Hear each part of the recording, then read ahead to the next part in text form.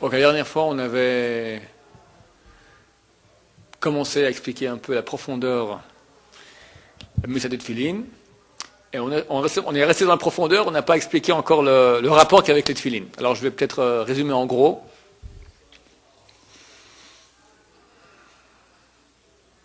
On avait vu qu'il y avait une sorte de corrélation. L'homme est créé à l'image de Dieu. Dieu, bien sûr, n'a pas de corps ni d'image, mais la façon que Dieu se dévoile sur terre correspond à la façon que l'homme a été créé. L'homme est créé avec des membres, avec un corps, avec une tête. On a vu dans Patach Eliyahu qu'il y avait une corrélation. Dieu aussi, il agit. Alors on va dire que le bras droit de Dieu, en quelque sorte, c'est marqué le bras droit de Dieu, il n'a ni bras ni droite, mais il y a une voie de conduite qui correspondrait à ce que nous avons comme bras droit, ça s'appelle le chesed. Le bras gauche correspond à la rigueur, etc. Il y a aussi la pensée de Dieu. On a vu Chokhmah, Bina, le savoir, l'intellect. Au-dessus de tout, qu'est-ce qu'il y a? Il y a l'endroit où on met les tefilines, dans Dieu en quelque sorte, dans la divinité, dans l'émanation de la divinité, c'est là le désir. Parce que l'être et l'humain, il fonctionne aussi par ces trois étapes. D'abord, on a le désir, la volonté. Ensuite, ça se traduit en une pensée. Après, ça se traduit en l'acte. Et c'est le secret de ce que disent Chazal, que Dieu et la Torah et Israël font un. Dieu en lui-même, on ne sait pas ce que c'est.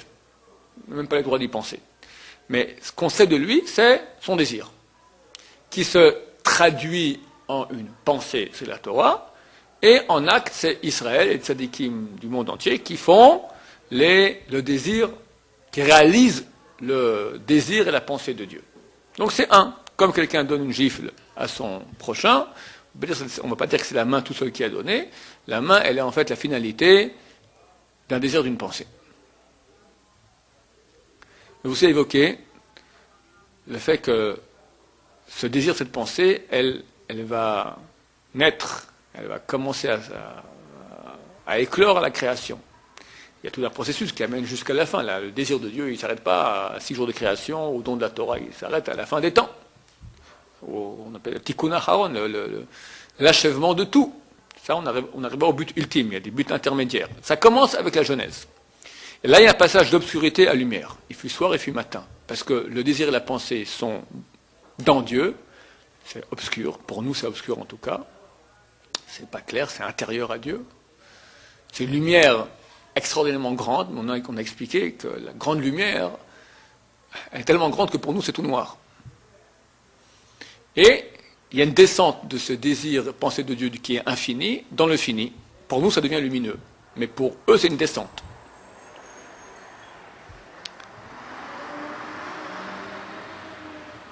Maintenant, vu que nous sommes à l'image de Dieu, nous nous réalisons dans la mesure où nous sommes adéquats, compatibles à cette image de Dieu. Comme Dieu est, comme ça nous sommes.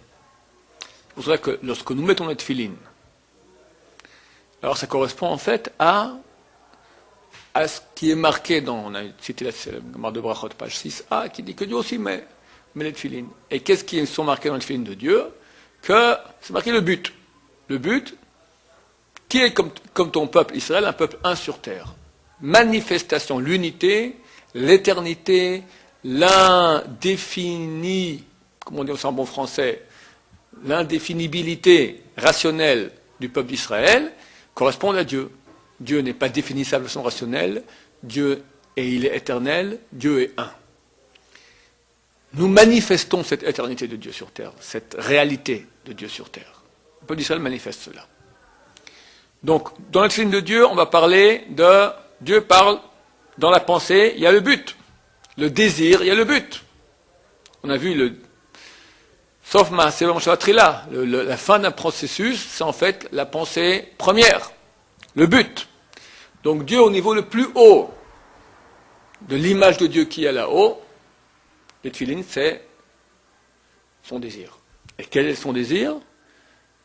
Que son désir se réalise, c'est-à-dire Israël. Israël, les tzadikim sur terre, qui est dans la matérialité se réalise son désir. Dieu il était là-haut et tout allait très bien. Il voulait donner. Alors il crée une réalité qui est matérielle et leur propose prenez-moi.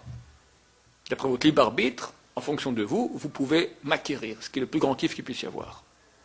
Ça c'est son but. Nous, c'est le feedback.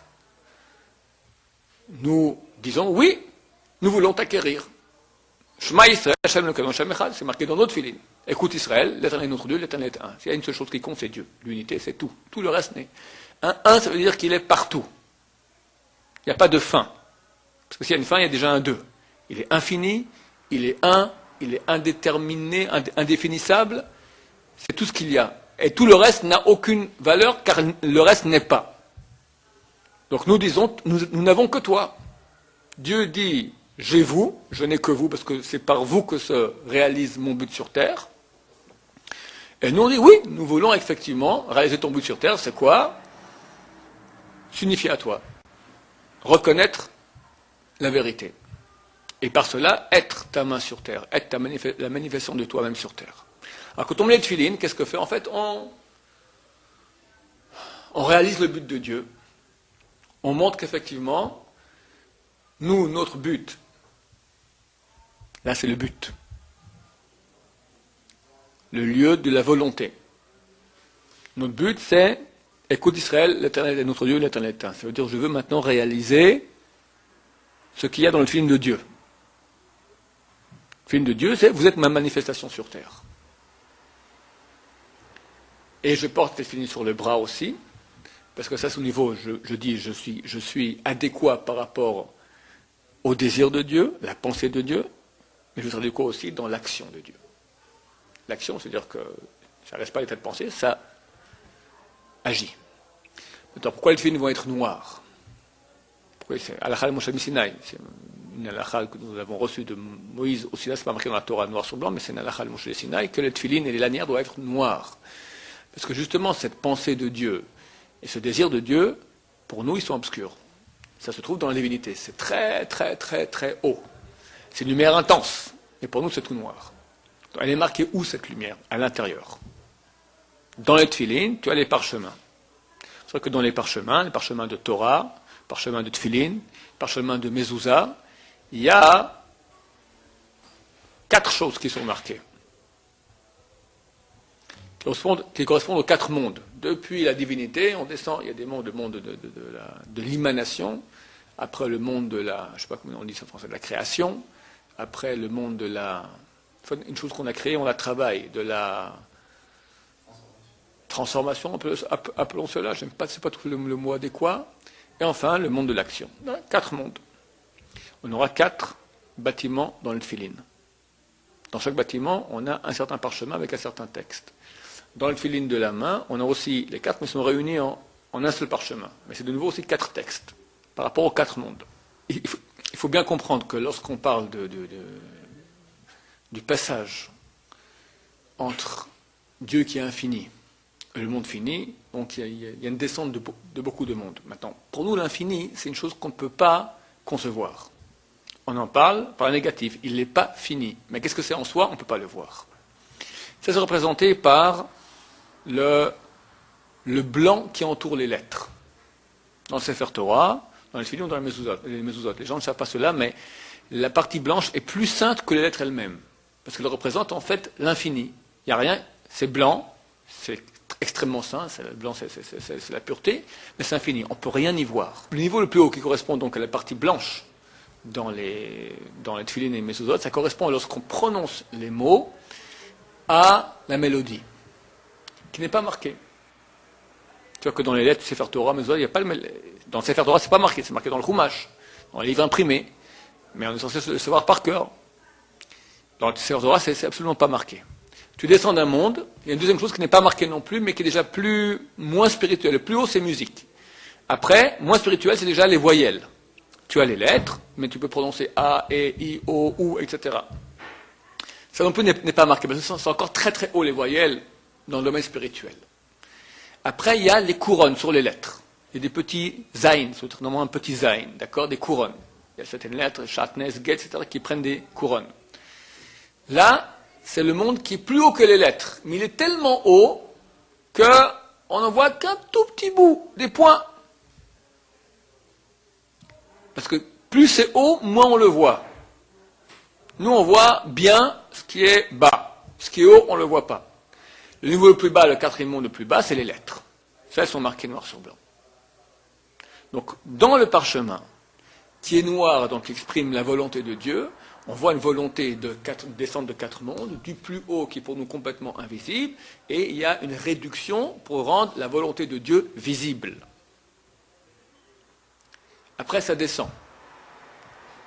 Deux lanières noires qui descendent jusqu'au niveau les plus bas, jusqu'au niveau du nombril et encore plus bas. Ça, c'est les voies de Dieu. Elles sont divisées en gros, même dans toutes les émanations de Dieu qu'il y a. On dit qu'il y a 10 sphères, d'accord, mais c'est toujours, il y a deux côtés. Un côté rigueur, un côté chesed, bienveillance. Bienveillance, c'est droit, côté droite. Rigueur, côté gauche. Et Dieu gère le monde comme ça. On mettra le tefillin sur le bras gauche. Pourquoi? Parce qu'au niveau de la bienveillance de Dieu, du chesed, alors c'est infini. Dieu donne indépendamment de ses buts. Il donne même si ça ne rentre pas maintenant dans le cadre normal. Mais il y a aussi un cadre, ça c'est la rigueur. Le cadre, il est compatible au but. Moi j'ai un but sur Terre. Ce que je donne maintenant, ça c'est anormal, d'après la justice. Mais Dieu, il va au-delà de la justice et nous donne aussi. Au niveau de la justice, c'est ce qu'il faut. Il faut arriver au but. On a un but terminé. Donc tu mérites pas, tu mérites pas, tu n'as pas. On met le tefillin de ce côté-là parce que le but, le tefillin, il est du côté gauche. La lanière descend donc les deux côtés.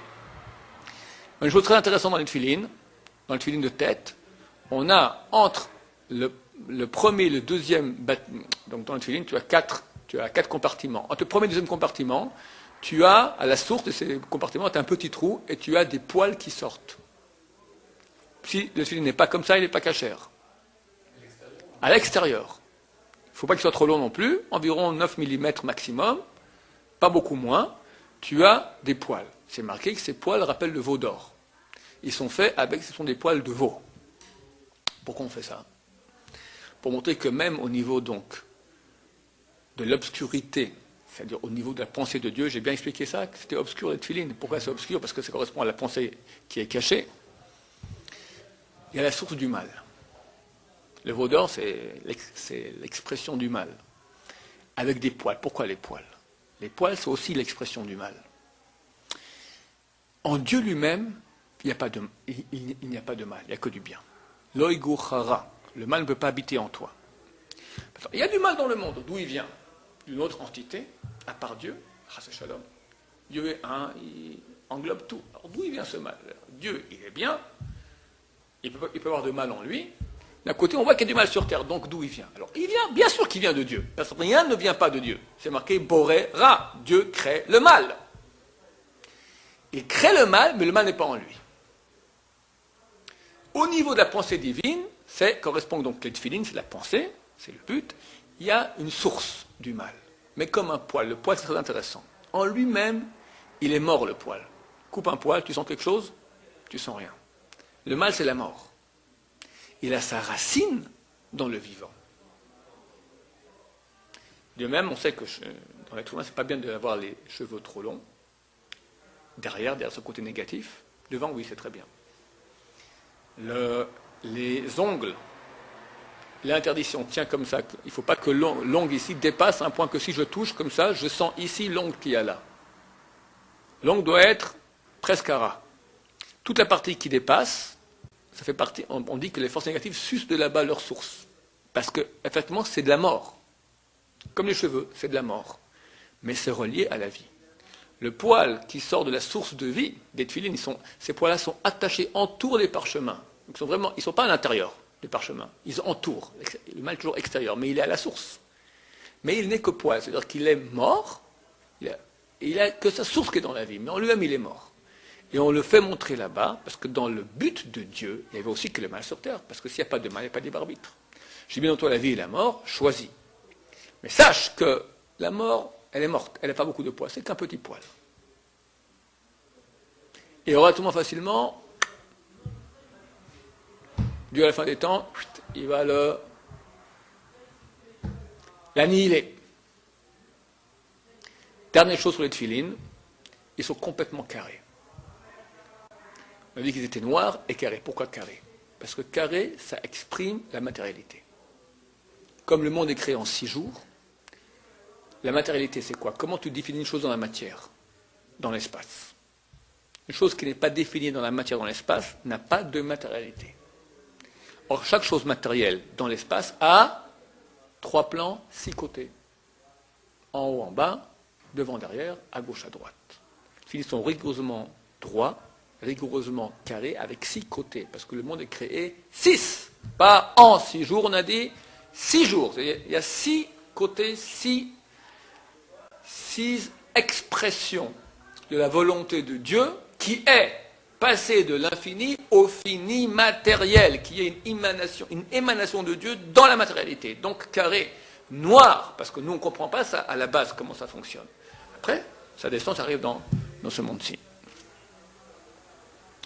Maintenant, quand nous portons les tefilines, alors on s'identifie complètement à Dieu et en quelque sorte on porte son nom.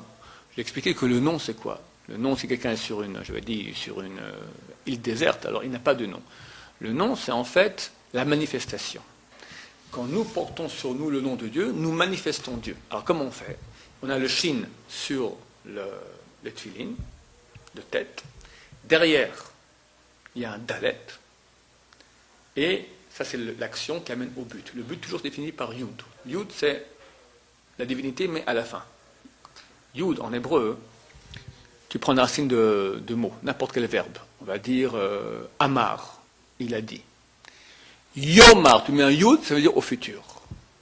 Diber, ou Medaber, il parle. Yedaber, il parlera. Gar, il habite. Yagour, il habitera. Le Yud signifie toujours le futur, c'est le but. Et le but, c'est Dieu. À la fin, tout se réunit en unité complètement avec Dieu. C'est le Yud. Alors le Yud est sur le bras parce que ça exprime la fin de tout le processus. Alors le Yud, très important, j'en ai parlé sur les cours comment est conçu le tefilin. Dans le tefilin, de bras, tu as la lanière, elle fait une forme de Yud. Il faut très attention parce que des fois, tu as le pied du Yud qui rentre dedans et c'est pas caché. Le tefilin n'est pas caché. Il manque dans le nœud, il est mal fait. Des fois, il s'était fait un peu. Faire très attention. Shin, et puis Dalet, et puis Yud, ça fait le nom de Dieu qu'on ne peut pas prononcer. Shin, Dalet, et puis Yud.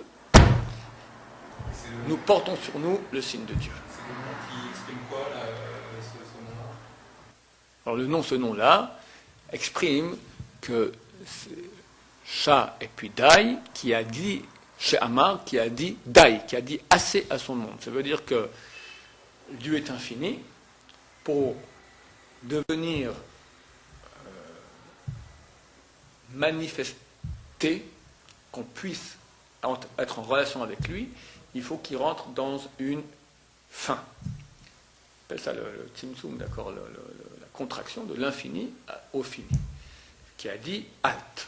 S'il n'avait pas dit halt, alors on n'aurait aucune relation avec Dieu. Dieu nous permet, par les mitzvot, par des actes dans la matière, de nous brancher. C'est ça le grand cadeau que nous recevons. Dans un acte de matière, on peut réunir fini et infini. Donc le nom qui évoque cela, c'est le nom qui dit Dieu a dit halt, je crée le fini. Quand on met les tefilines, on se branche au sens du monde. On s'inscrit dans l'éternité de Dieu. Mitzvah, j'ai dit souvent ici, vient du mot tzavta en hébreu qui signifie union. Tu t'unis à l'éternité. Tu as une portée éternelle. Tu as la source de vie. Quand on dit qu'une mitzvah, elle amène une lumière, elle amène de la vie. La vie, c'est le contraire de la mort. Maintenant, une chose qui n'est pas éternelle, elle est un peu morte, parce qu'un beau jour elle meurt. Une chose qui est éternelle, elle vit. Quand tu mets les tefilines, tu fais une mitzvah, tu te branches à la vie éternelle. Donc c'est la source de vie la plus grande qu'il puisse y avoir. Et les tefilines étant la mitzvah la plus grande qui a, toute la mitzvah positive, donc c'est la plus grande lumière qu'on puisse avoir, à partir de Torah. L'étude de Torah, c'est déjà la pensée, on se branche encore plus fort. Mais au niveau de l'acte, la mitzvah la plus grande qu'il y a, c'est tefilin.